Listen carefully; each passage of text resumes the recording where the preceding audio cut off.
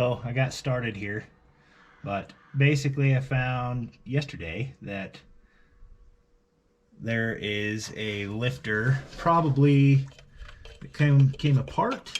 I think the little clip at the top of the lifter came apart. So we're gonna pull the intake, pull the valley cover, check out what's going on.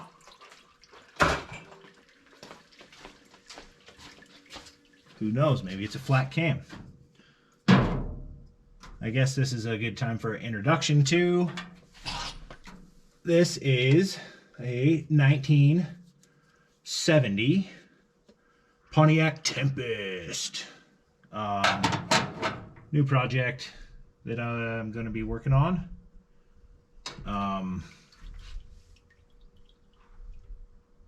Yeah, real shitbox. I think meth heads have really fucked this thing up over the last, 20 years or so.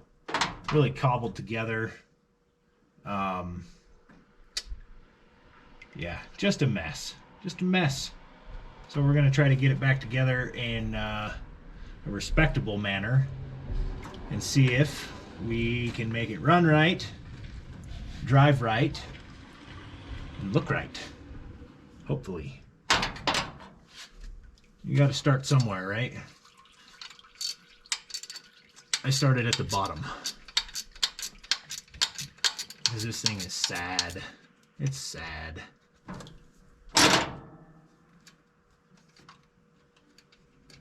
Little screws holding everything together.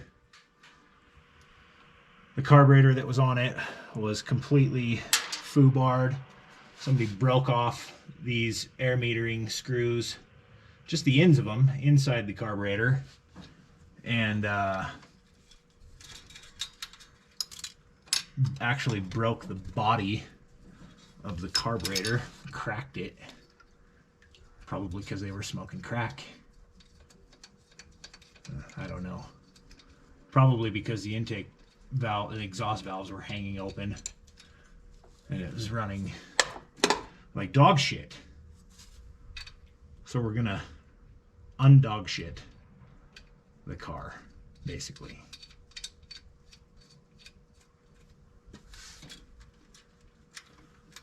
So I'll try not to bore everybody with too much information, useless information.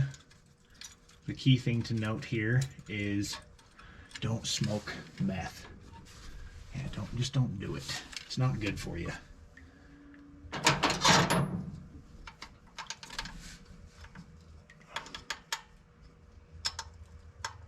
Somewhere back there.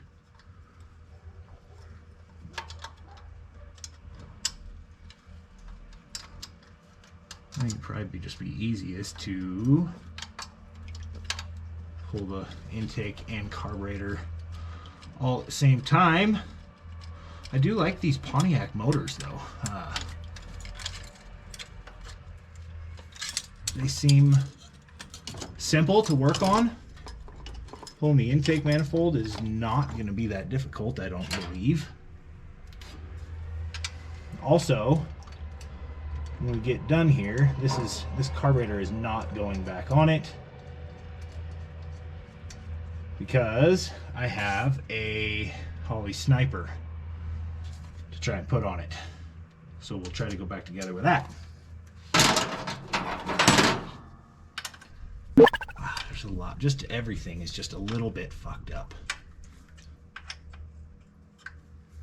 Get that out of the way. Maybe you can line it up like that, huh?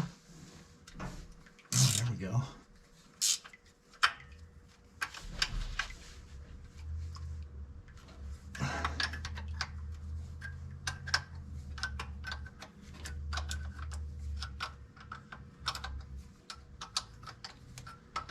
Also, unfortunately, I don't have my work truck here with all of my work tools in it, which makes these jobs go a lot faster, but I guess that's an excuse for me to buy more personal tools. Don't tell my wife I said that. Let me get a tray.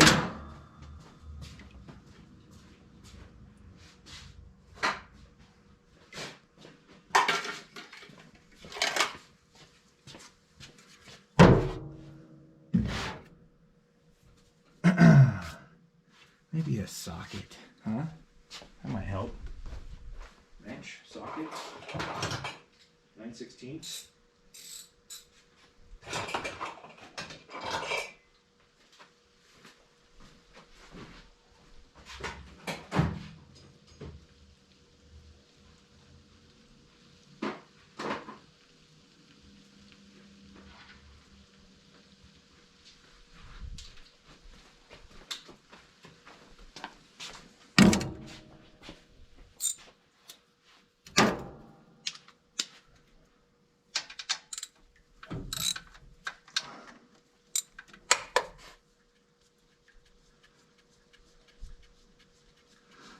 Yeah, I guess one of the bad things about these Pontiacs is that most parts stores think, especially these 350s, most parts stores say, "Oh, it's a small block Chevy." No, it's a Pontiac, not a small or big block, just a Pontiac. And they don't have a lot of parts for Pontiacs.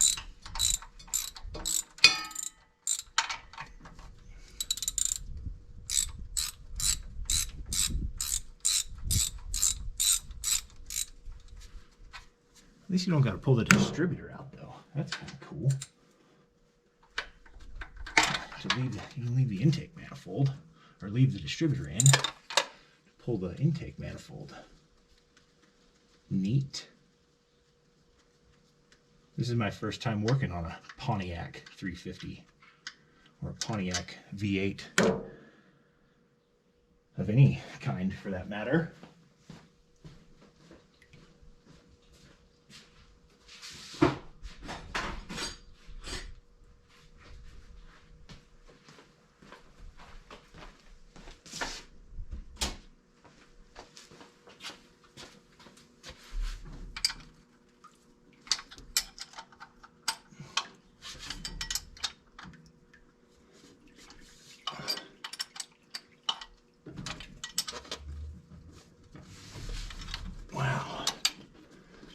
I think these are the right kind of bolts for this operation. I think it probably needs some like 12-point bolts of sorts. That's going to be kind of a son of a bitch to get to. I should just take that off. I don't want to, though.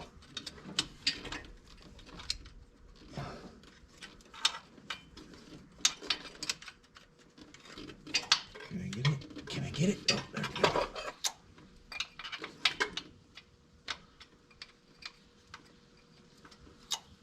Hopefully, this one lifter that has most likely the plunger came out of it. Hopefully the camshaft isn't completely ruined. But if it is, we'll put a little cam in it. Also of note is, I know a guy who has a 66 or 7 Tempest that he's doing a full LS swap on. 6-speed, some LS out of a Camaro or something. And his car had a 455 and a turbo 400 out of something else that he will not be using any longer, so there is the possibility that we could get a 455, Pontiac 455 for this car, which might be kind of cool, and then put the sniper on that. But who knows? We got to figure out what's going on with this thing first. Maybe it's not that bad. Maybe it's complete garbage.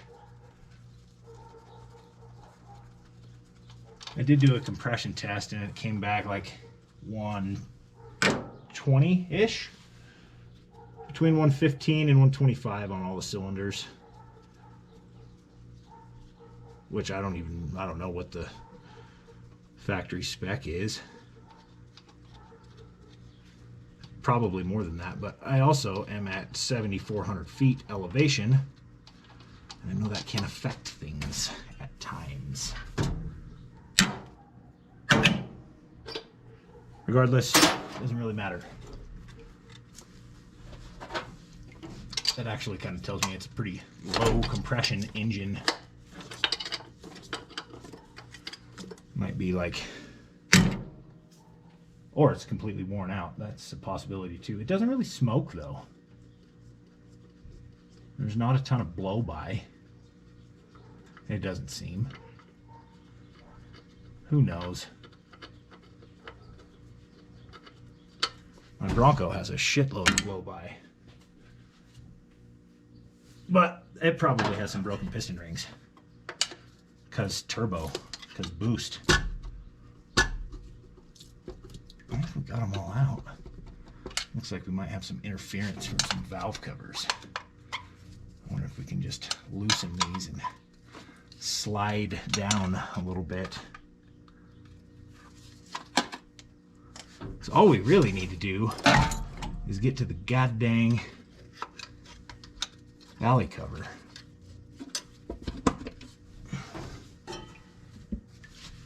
Maybe I'm doing this backwards. I only have 2 screws in this valve cover.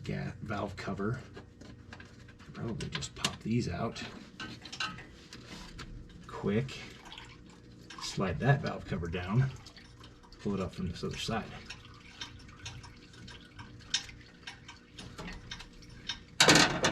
And I don't get a bunch of schmegma in the top of the heads. Schmegma? Is it schmegma? Schmeckel? I don't know. I'll have to ask some of my Jewish buddies. I believe that's a Jewish saying. Which, no disrespect. Several friends practice Judaism. Family. It's all good. One thing I love about the car world. We accept all types. Come on, pop off of there. Oh, it'd probably help if I took off some more bolts. That's going to be a 7/16.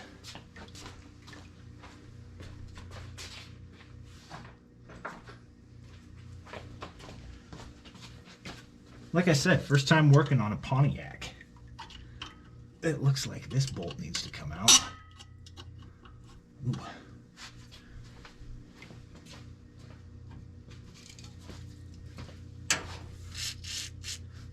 Little squirt. If you're not using it, you should be. No, not sponsored.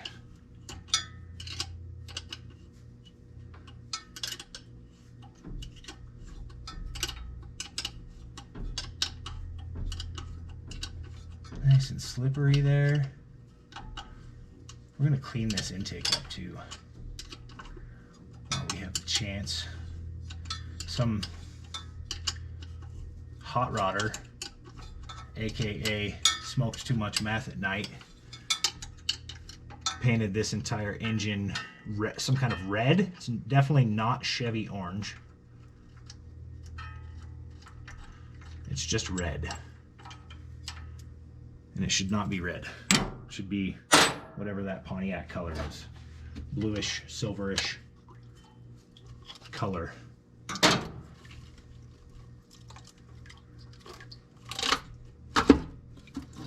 Neat. Ah.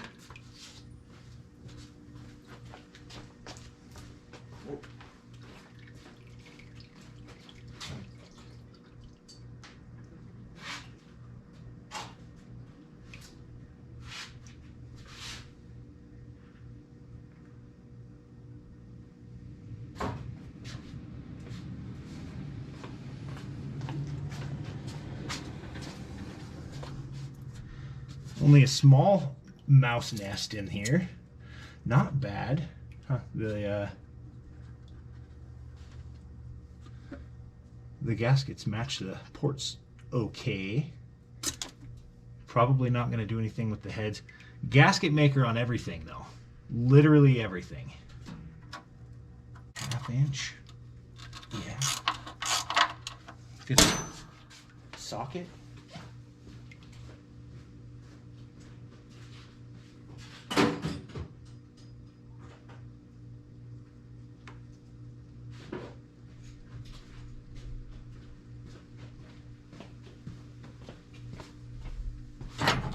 Almost down to the good stuff. Almost.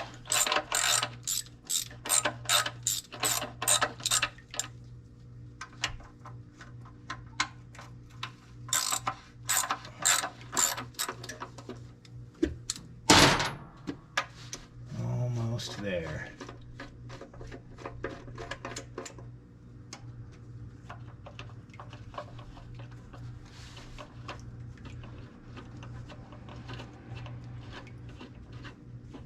I do like the PCV setup on this. It keeps the valve covers nice and clean.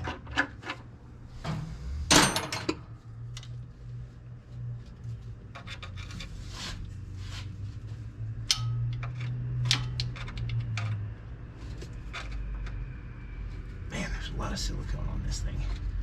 Like a lot.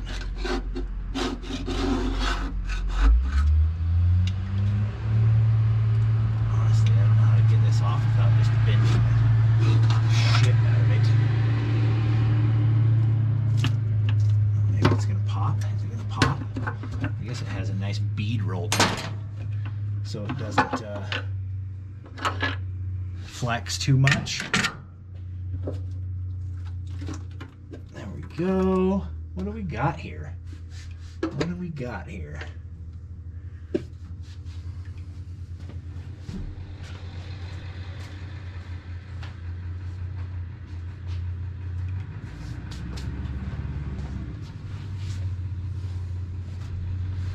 Let's actually pop this valve cover off. We'll see if we can find the offending. Huh, this one has like a bunch of silicone on it, which is funny. Probably from the valve cover gaskets. I should have took a picture of that. That was impressive. I don't think I've ever seen that much silicone on a valve cover. Let's see, it's this. This one is the offending. Oh yeah. Yeah, it's like out. Let's see if we can get that out. Maybe look at that sucker. Let's see. 5/8. Yeah. Hopefully the cam isn't wrecked. All the other lobes appear to be good. This plunger is completely out of the lifter. However, well, it's not completely out of the lifter. It is quite a ways out of the lifter. Let's try not to drop all the parts and pieces in there. Pull that push rod out. Set it to the side. There we go. That's a perfect place for it. All right. There's the... Oh. Good thing I didn't drop that in the pan. There's a piece of the top of the plunger, like the retainer. Can we get that out? Oh yeah, she'll come out. There we go. Okay. So the plunger is all the way out. And it's like the little retainer came out of that. The lifter actually looks very good though. Minimal wear.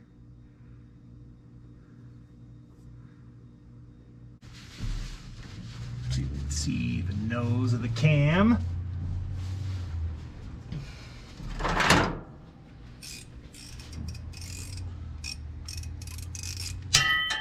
Woohoo!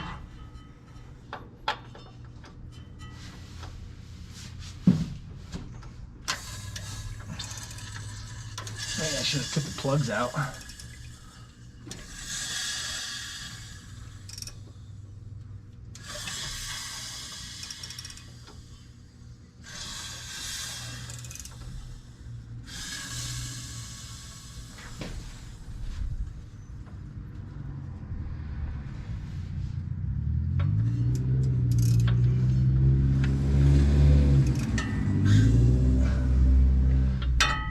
Too bad that that one is shrouded by the ribbing in the block.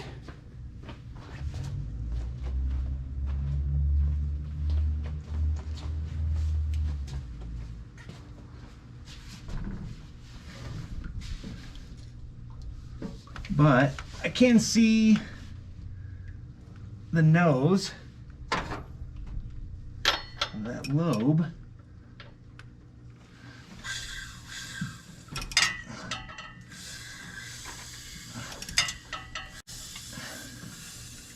And it looks quite good. I would say it looks very similar to the rest.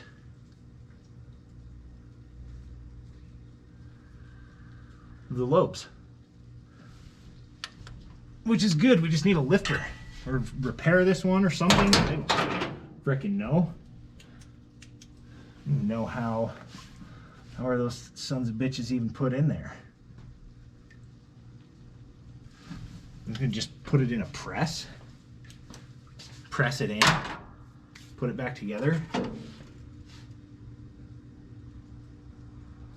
It would seem to me that maybe that push rod was misadjusted or misplaced, and it got up against the keeper on the top of the plunger.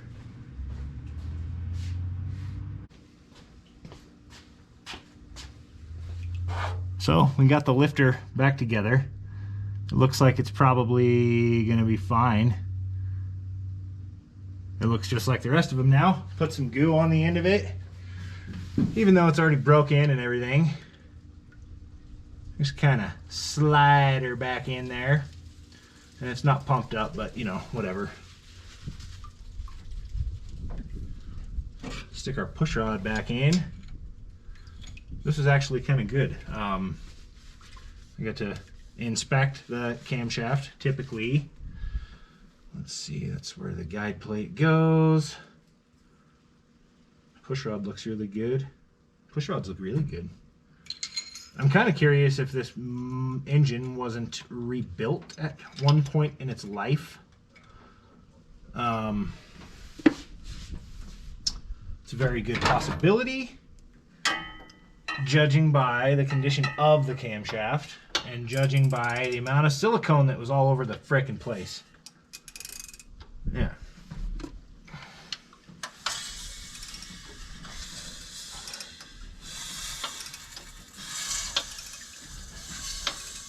The lifter rotates, so that's good. We'll get her down on the base circle here.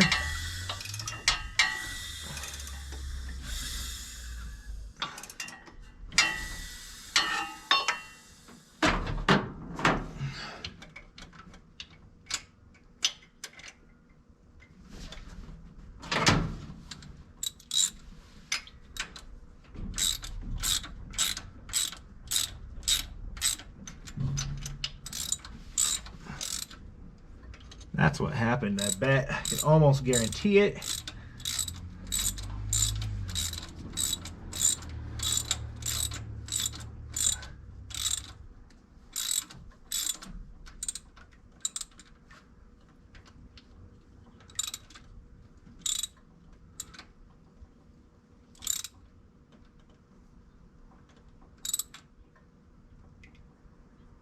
Right there.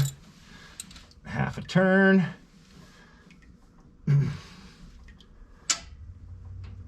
And that's it.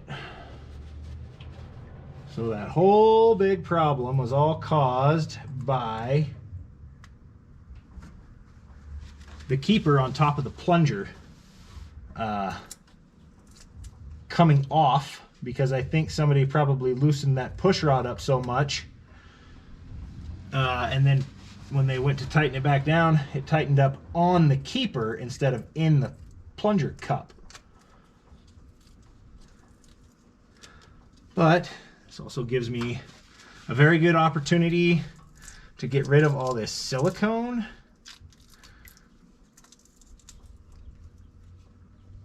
That is freaking everywhere. You know, clean up the Clean up the intake ports a little bit. I'm not going to pull the heads. From what I can tell,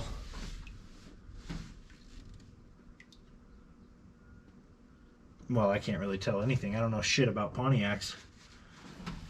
They're number 16 heads. I don't know if they're big valve, big chamber, small chamber. I have no idea. I know that they're not 1970 Pontiac 350 heads. I'm pretty sure about that. I did run the block numbers, and this is a 1970 Pontiac 350 block. Don't know if it's original to the car. It is a YU code, so it is an automatic engine block assembly. God, it just is so much nicer now. It's just not pumped up, which it will be pumped up as soon as we get oil pressure.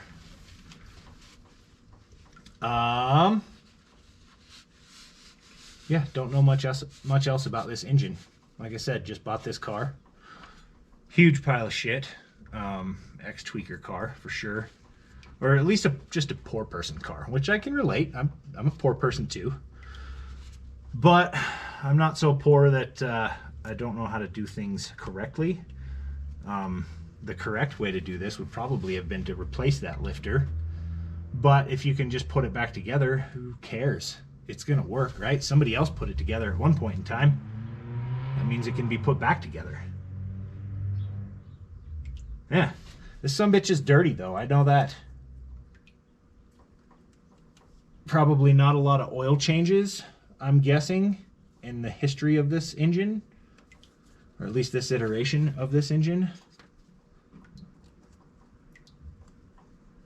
Well, I guess you guys don't need to watch me pick silicone off of this engine.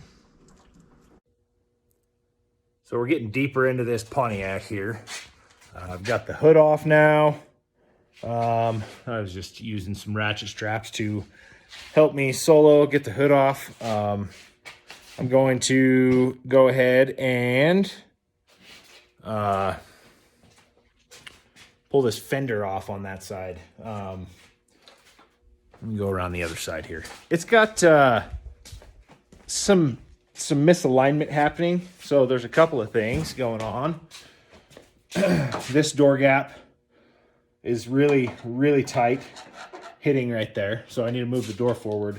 And then this fender is, you can see right in here, it just doesn't line up, hardly at all. So we're gonna try to massage that a little bit.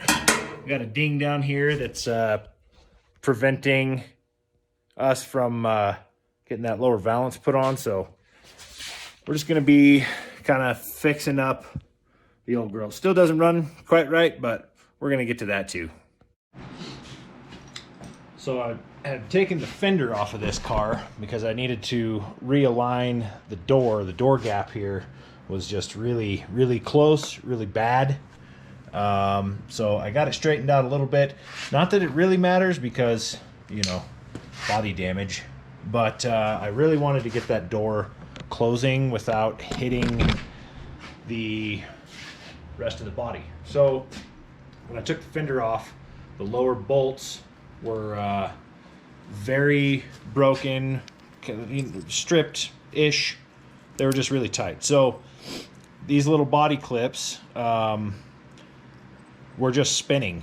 So I welded them on the sides, on each one, ran 3/8/16 tap through them, and then ran a die down each of these bolts, and we're gonna put the fender back on. These were the only problem bolts that I really had getting the fender on and off, but I know the fender's got some dents in it and it's kind of warped, so I'd like to get it back on, just test fit, and we'll go from there. We'll see if we can get the body straightened out a little bit more. I know it's a far different thing than we were working on before, getting the engine running and stuff, but we've got some more plans for the engine, so stay tuned for that. All right, I did some body work today. I got this gap closed up a little bit. It's much nicer. It is pretty bent through here, but I don't really care so much. Found out there's a little, probably skim coat of Bondo here, and there is definitely some rust in this lower section of the front quarter, the front fender. So we'll grind that out, probably just cut a piece of metal out, get it bent pretty good, weld it in, Bondo over it. That'll probably take care of that. We did get the door lined up a lot better. The door gap is, not blind you, the door gap is quite a bit better. It's a little bit tight right in here, but I think like right where these two mark, in between these two marks, it's pushed in right here, and I think if I get it popped out, it'll pull this little section that way. So, but this is an acceptable door gap to me right now. It's pretty close to the other side. We need to work on getting this rear quarter panel addressed. I don't really know what I'm gonna do, how I'm going to address it just yet. I was thinking about, you know, grinding the Bondo off, just sectioning out this whole section here and trying to hammer it flat, put the body line back in it, weld up all the holes, and then just skim coat it with Bondo, because I think it'll still be wavy and lumpy. Or I can just buy a quarter panel, cut this out, and it'll fix, you know, pretty much everything, because I've got a few little dents and dings back here too, so I'd like to take care of those as much as I can. The rest of the car is actually not too bad. It could be worse. Under the rear seat area, rear seat area is in really exceptional condition. It's pretty good. The rest of the floorboards, like there's a nasty old patch here that somebody did with like some roofing tin. Patch here. There's some patches up in the toe box area. Little teeny patch here. It's just, I mean, this passenger side is also covered in patches. It's just it needs some floor pan work. So we're gonna do some floor pan work. I think when we do floor pan work, we'll probably also put a quarter panel on it. Trunk lock someday, you know, probably line up the trunk a little bit better. It doesn't line up the best. We need to get carpet. I need to find a seat. The back seat is in decent driver quality condition. So other than that, you know, a little rust here in this quarter. There's a little spot of rust right here on this edge. So that should be probably pretty easy to take care of, along with the rust in the front fenders. That should be easy to take care of. The front bumper is bent.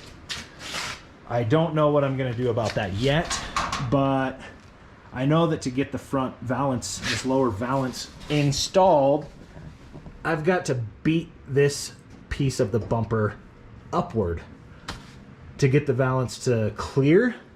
There's a lot of bad stuff under here too. So I think we're going to try to straighten as much as we can, and what we can't, you know, we'll straighten, adjust, straighten, adjust. I also found some grills. Nice lady just on the other side of the mountains from me had them listed for a $68.69. I saw them in the picture and went, oh, those are for a 1970 Le Mans Tempest, 1 year only grills. So I snagged these, 50 bucks, score. Super happy about that. She has a hood as well, because somebody at some point has cut a hole in this hood, used sheet metal screws to screw it back together, and then bondoed over the top of it. It's you can see, I don't know, it looks like garbage. It's horrible. So she has a stock hood that is in decent condition. We might pick that up from her. It's I don't know, it's like 8 hours round trip to her house and back, so we'll see. Hopefully, I can get a 455 Turbo 400 set up for this. I'm just waiting on my buddy pulling it out of his 67 Le Mans. But we will be putting a sniper on that. I'm waiting on some fittings for a fuel pump. I just gotta wait for them. They're coming from Amazon. So we'll get a fuel system ran. There's a very good, easy access down in here to the header collector. So drill a hole in that. Weld an O2 sensor bung in it. Should be pretty easy. Coolant temp sensor is already installed here. So, I mean, aside from running the wiring, running the return line, and plumbing in a fuel pump, I'm just going to do a fuel pump on the rail. I'm not worried about noise or anything. I don't really care. If I like fuel injection, if I decide to put an LS in it later or something like that, we can always do like the Stealth tank or the Holly muscle car fuel pump in the tank with the return and everything. So that would just make it way easier. Right now, I would just like to put EFI on it, fix the distributor, which I think has maybe the wrong mechanical advance weights and springs in it, and the base of the distributor is broken.